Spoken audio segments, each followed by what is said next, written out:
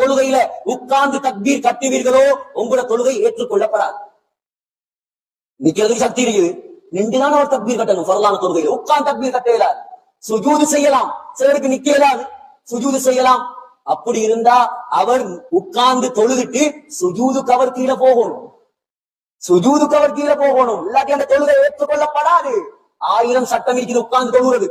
அஸ்ஸலா அலல் குர்சி உலமாக்கள் நிறைந்து வழிகிறாங்க, புடிச்சு படுங்க விஷயம்.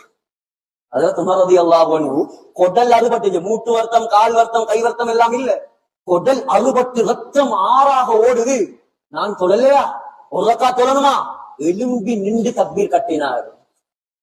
வரலாறுல ஏதாவது மாற்றம் இருந்தால் நான் பொறுப்பு.